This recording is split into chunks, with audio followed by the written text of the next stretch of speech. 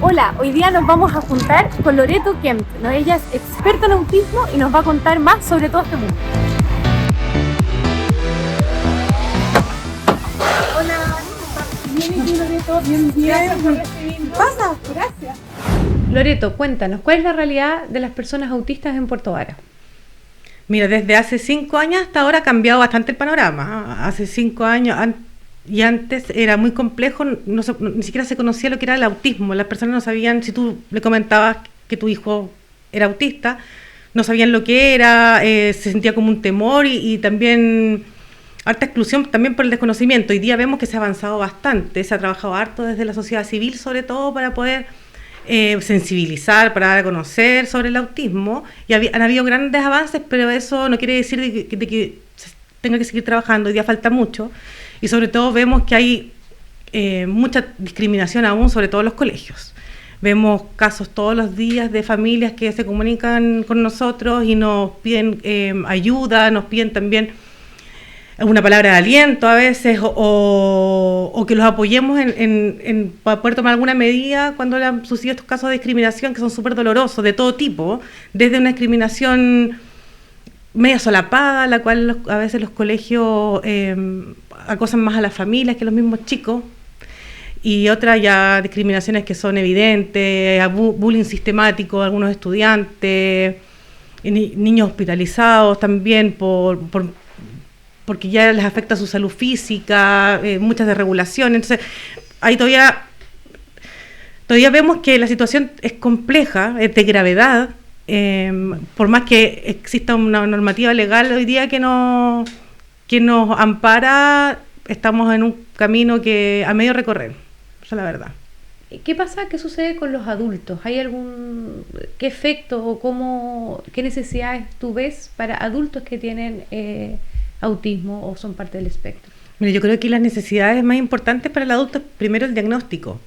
El poder optar y tener un diagnóstico gratuito idealmente, o si no especializado en adultos. Es que es muy difícil el diagnóstico del autismo en adultos, ya que por lo general las personas autistas enmascaran sus manifestaciones, su sintomatología, y por lo general cuando ya son adultos y los diagnostican ya han pasado por muchos diagnósticos erróneos durante su vida, o muchas comorbilidades también. O sea, vemos que existen comorbilidades, no sé, por trastornos del sueño, depresiones, a veces adicciones también, un sinfín de diagnósticos que confunden a las personas. Por ejemplo, vemos mucha gente que ha sido diagnosticada con trastorno bipolar, que recibió terapia farmacológica para el trastorno bipolar, lo que le ha causado también enmascarar más aún su sintomatología. Pero para eso también es importante, para poder llegar a un diagnóstico, que las personas conozcan de autismo, conozcan cómo es el autismo en adulto, y que las personas autistas a veces con un nivel 1 de apoyo, que es el nivel que antes se llamaba Asperger, el poder reconocer que lo que le ha pasado durante toda su vida es autismo, no es fácil, porque lo han enmascarado, han logrado vivir de esa forma, aunque muchas veces con una gran mochila en la espalda. Por ejemplo, la falta de comprensión de la misma familia, en el entorno laboral, de la misma pareja. No es fácil para las personas autistas, y si es que no tienen un diagnóstico, no tienen ese reconocimiento propio que uno, cuando sabe que tiene un diagnóstico o una neurodivergencia, dice, chuta, aquí entiendo todo lo que pasó antes, hoy día me reconozco, hoy día me vuelvo a querer y aprendo a trabajar todas estas dificultades o desafíos, sabiendo quién soy, cómo soy y cómo hacerlo en realidad. O sea, cuando las personas ya logran tener un diagnóstico, para adelante es mucho más fácil. Me comentabas que había, decías grado 1, hay grado 2, grado 3. Cuéntanos un poco qué diferencias hay y a qué corresponden estos grados. Sí, bueno, el espectro del autismo se divide en 3 niveles que son según la necesidad de apoyo. Las personas pueden viajar durante este espectro durante su vida, pero se dividen, por ejemplo, el nivel 1 es el que requiere apoyos, el nivel 2 que requiere más apoyos más sustanciales, pero en 2 ámbitos de la vida, y el grado 3 que requiere apoyos importantes. Y ahí vemos casos como el típico autista que se veía antes en las películas, que como el Rayman, por ejemplo, que no podía tener una vida independiente, por ejemplo. Y claro, y cuando una persona tiene apoyo, por ejemplo, cuando es pequeño y está en el nivel 2 de apoyo, se ve mucho, y cuando ya empiezan a tener apoyos terapéuticos, van al 1 y así. Y cuando a veces pasan cosas como la pandemia, vuelven al 2 y así pueden estar durante su vida viajando del 1 y al 2 lo más frecuente. pero esos son los niveles de apoyo. Antes, como te contaba, el Asperger estaba por fuera del espectro autista y desde 2013, dentro del DSM-5, que es el manual que en realidad les dice qué enfermedades psiquiátricas, porque es un manual de salud mental, están dentro de una categoría, lo categoriza ahora dentro del espectro autista al Asperger. ¿El autismo es un trastorno? No, el autismo no es un trastorno. Hoy día, desde que existe la legislación en Chile, se habla de trastorno solamente para términos de registro o diagnóstico, porque para poder tener prestaciones se requiere el mismo nombre que está en el DSM-5, que es este manual, o el CIE-11, que es el que se ocupa en Chile, y por eso se llama, se habla de TEA, pero solamente para el término de registro, pero la ley lo dice muy explícitamente que hay que, o sea, la ley se enmarca dentro del principio de la neurodivergencia, que quiere decir que todos somos distintos dentro de nuestros neurotipos, por lo tanto se respeta primero que todo la voluntad de la comunidad autista, porque la comunidad autista, el término trastorno es una ofensa, finalmente las personas no son trastornadas, no se quieren ver así ni llamar así, sino que somos distintos. Por lo tanto, se habla de personas en el espectro autista o personas autistas simplemente. Autista, las personas prefieren llamarse autista o como la persona prefiera llamarse, pero el término trastorno hay que tratar de llamar y aprovechar estos momentos para llamar a la comunidad y decir, no hable más de TEA, hablan todo el mundo ley TEA, una vez que están capacitando y hablan de TEA. Para nosotros es pensar de que avanzamos 2 pasos y retrocedemos 1 cada vez que escuchamos la palabra TEA. Nos comentabas que se utiliza este término para registros. ¿Significa que hay algún tipo de registro nacional de personas dentro del espectro o neurodivergente o algún tipo de registro comunal para poder ver cómo dar estos apoyos terapéuticos o de distintos profesionales? Hasta el día de hoy no existe todavía un registro oficial chileno. Sí se usa la prevalencia del 1,5, que es la que se usó para poder legislar la ley de autismo, y dentro de la ley también dice de que se va a priorizar para que exista un catastro, y más que un catastro, estadísticas, desde las encuestas que se hacen a nivel nacional en infancia. Hubo harta polémica porque no se incluyó en el censo, por lo cual la comunidad autista quedó molesta y dolida, pero también se usan otros sistemas de estadísticos para poder determinar algún número. Pero hasta el día de hoy todavía no se sabe. No se sabe, o sea, no sabemos cuántas personas son parte del espectro o son neurodivergentes. Sí, pero estoy hablando solamente del espectro autista. Ya. Y en Puerto Varas se estima que unas 1.500 personas están dentro del espectro autista según esta prevalencia. El CEFAM de Puerto Varas está trabajando en poder entregar una credencial para los niños, no para los adultos, sí, pero para los niños, para poder hacer más expedita, por ejemplo, la atención preferente en salud, etcétera, lo que es una muy buena iniciativa. Considerando lo que nos comentabas al principio, de que muchas veces se acercan personas pidiendo apoyo o ayuda, porque hay distintos tipos de discriminación o desconocimiento todavía, ¿esta credencial o este registro, cómo se puede manejar o cómo ves tú que pueda considerarse para que no sea como una carga, como una etiqueta que tenga que cargar, mucho más considerando que es una credencial para niños?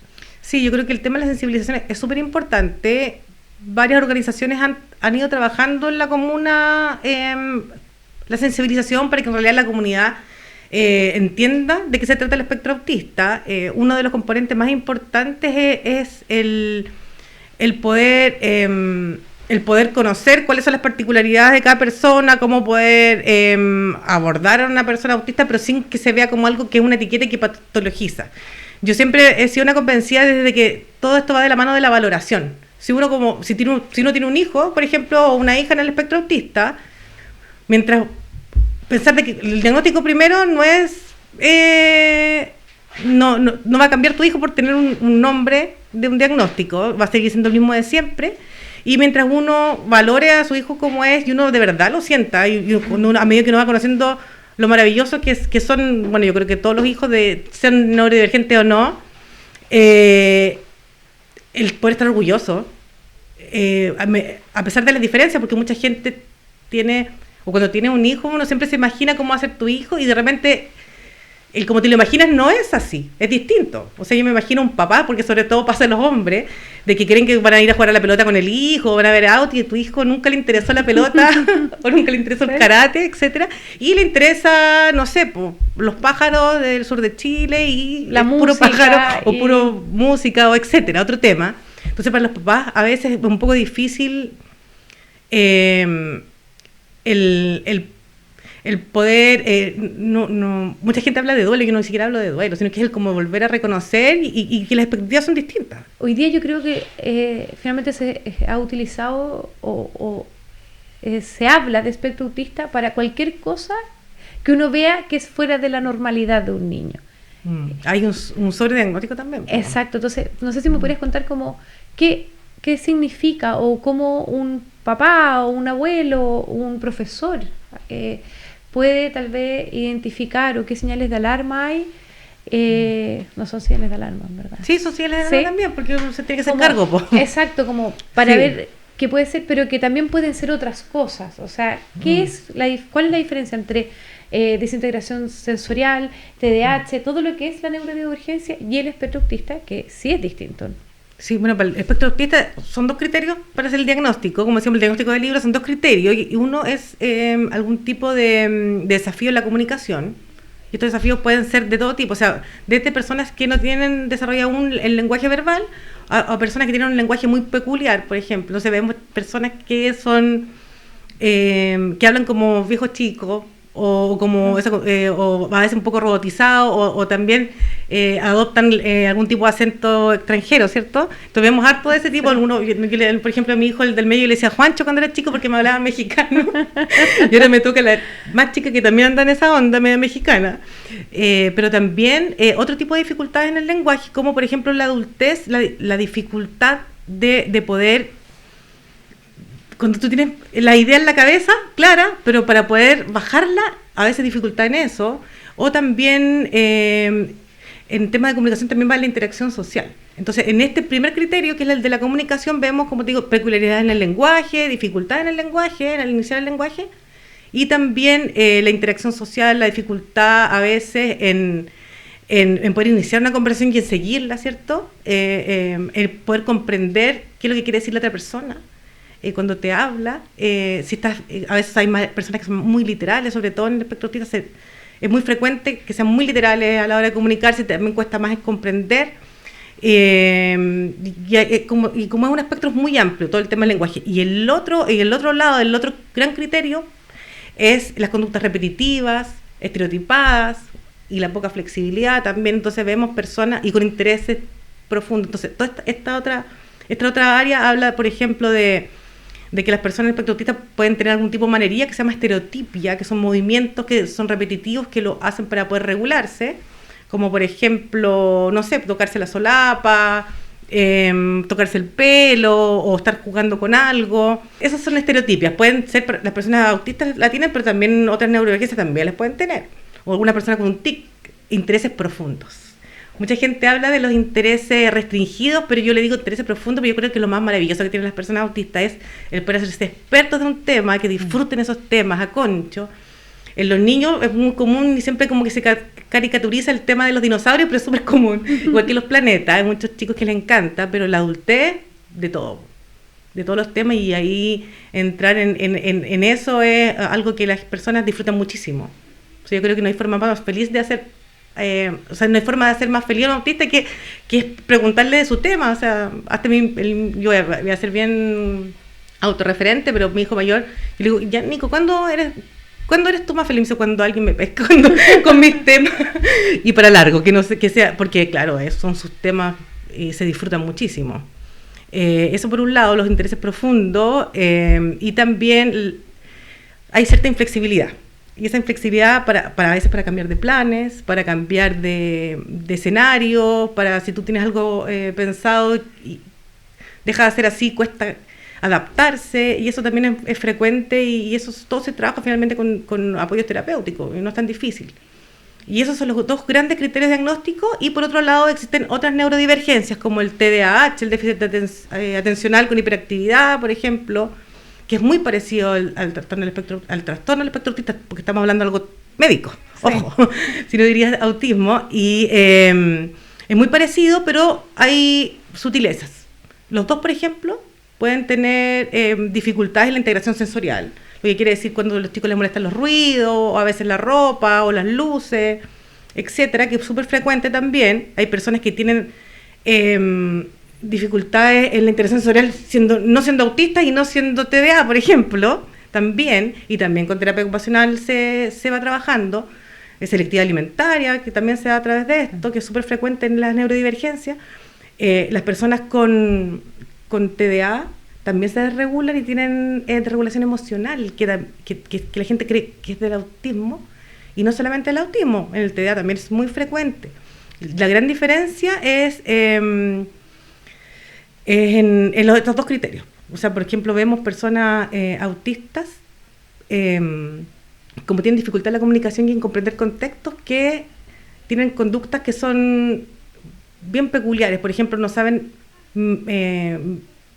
cómo medir distancia con las personas, es un poco avasalladora, o quieren hablar y interrumpen. Eso también es TDA, pero por ejemplo, es que es muy difícil. Parece que el diagnóstico tiene que ser con un especialista que tenga mucha experiencia.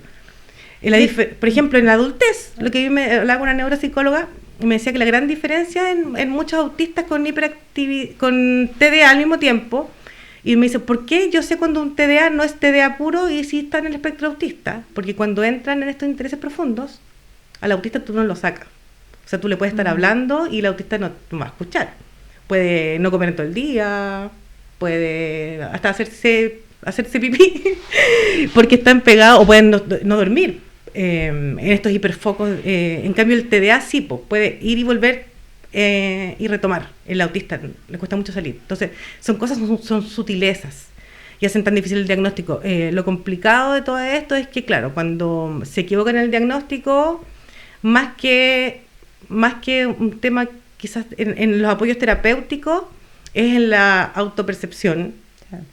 A veces las personas empiezan y sobre todo los neurodivergentes somos medio... nos encerramos en una sola cosa, entonces hasta yo creo que se pueden ir generando sintomatología que no existía. Entonces, claro, si uno hay que evaluar bien, hay que buscar buenos profesionales que tengan expertise, por ejemplo, mujeres que tengan expertise en mujeres, en diagnóstico en mujeres y en apoyos terapéuticos para mujeres, lo mismo en adultez, porque por lo general las escalas diagnósticas están hechas para hombres, para el género masculino, entonces se equivocan mucho a la hora de hacer los diagnósticos. ¿Hay algún registro de profesionales o algún tipo de especialidad o registro de especialidades? O sea, ¿cómo uno como mamá que identifica tal vez que casi siempre lo que a mí me ha tocado ver es que la primera señal de alarma es a través del tema sensorial? Porque además los niños chicos todavía es normal que desarrollen el lenguaje en distintas etapas, a pesar de que uno a veces está ahí preocupada con los hitos del desarrollo, cada niño es distinto. Entonces, en la primera infancia a veces se identifican primero estos temas sensoriales. ¿Hay algún registro de profesionales que uno sepa o al que uno pueda acudir como mamá, familiar, profesora, por ejemplo, para niño, para niña, para incluso un primo, una amiga que uno la pueda escuchar angustiada y diga, ¿cómo te puedo apoyar? Mira, acá puedes acceder al registro con la especialidad que tiene o dónde poder ir a buscar ayuda finalmente. Mira, no existe un registro como tal. Sí, muchas organizaciones han levantado listados de profesionales recomendados. Mira, es muy difícil, la verdad. Yo creo mira, y con el tema del autismo, a las familias le pasa que van de profesional en profesional y botando una cantidad de plata y gastando una cantidad de plata. A veces mucha gente, como el autismo hoy día está de moda, por así decirlo, que lamentable poder tener que decirlo así, porque a mí me encanta que esté sonando en todos lados porque es lo que hemos buscado, pero por otro lado ha generado un negocio y este negocio con harta falta de ética también. Por ejemplo, vemos que mucha gente ofrece el poder hacer diagnóstico con el A2 y hoy día el A2 hacen un curso de un rato y el curso vale 300.000 pesos, etcétera. Antes, y tú ves los profesionales están todos con las cámaras apagadas. Antes, para poder hacer un curso de A2 tenían que estar presencial o con la cámara prendida en pandemia, pero después tenían que volver a hacer como un examen después de los 6 meses con muchos pacientes, con diagnóstico de muchos pacientes, y se evaluaba. Hoy día es el que quiere hace hasta por Sense, lo hacen, y después vemos hasta a veces profesores o TENS haciendo helados cuando vemos que es la escala diagnóstica más común. ¿Helados es algún tipo de formulario, una evaluación escrita, tiene algún tipo de categorías? Como Es una escala diagnóstica que evalúa el momento. O sea, mediante lámina, interacción, algunos como juegos, se evalúa el momento y ahí da un puntaje, y ese puntaje puede arrojar espectro autista, y esto es una ayuda al diagnóstico, que esto después va al profesional neurólogo o psiquiatra y él dice si es autista, dependiendo de otras entrevistas y otras escalas que también se van aplicando. El LADOS no es la única escala que diagnostica autismo, y también vemos que también la gente se confunde, sí. Y desde los colegios mandan a hacer A2, y finalmente el neurólogo es el que dice cuáles son las escalas que necesita para poder despejar las dudas del mismo profesional. Y entonces también vemos, como te decía, está este tremendo negociado que se ha hecho, que es lamentable. Por eso yo invito a que las familias vean, pidan currículum, pidan recomendaciones, porque no sé, va a un curso de repente una tarde y ponen que son especialistas en autismo, y el autismo requiere mucha expertise. No es fácil el abordaje y los apoyos terapéuticos.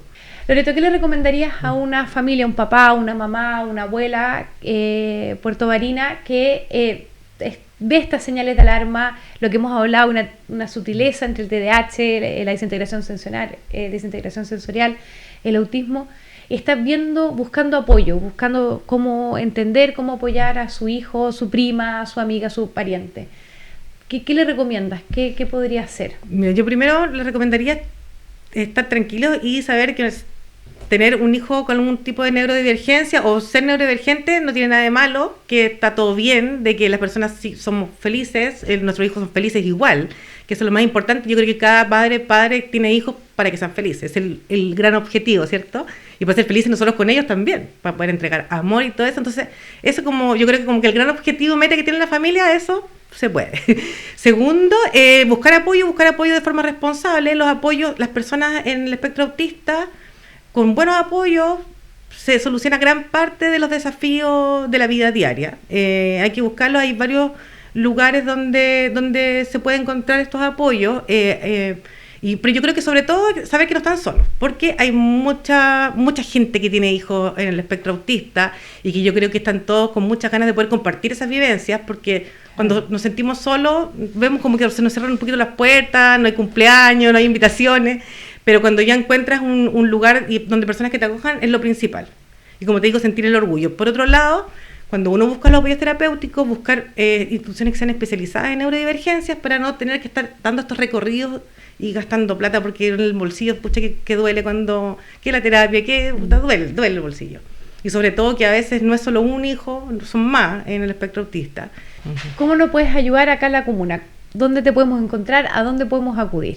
Bueno, nosotros estamos en Planeta Inclusivo. Hoy día es una nueva iniciativa que inicié con Alejandra, que es mi socia. Las dos venimos del mundo de las fundaciones. Buscamos en realidad los mejores profesionales que hemos conocido durante todo este trayecto. Hicimos este proyecto que viene con un sistema de apoyos distinto, que lo aprendimos en Europa, y buscamos trabajar un desafío a la vez. Prestamos apoyo de una forma no solamente a la persona en el espectro autista y a su familia, sino que más a la comunidad. Entregamos apoyo a los colegios, estamos trabajando en hacer cambios desde las culturas organizacionales, como te digo, desde lo privado al entorno.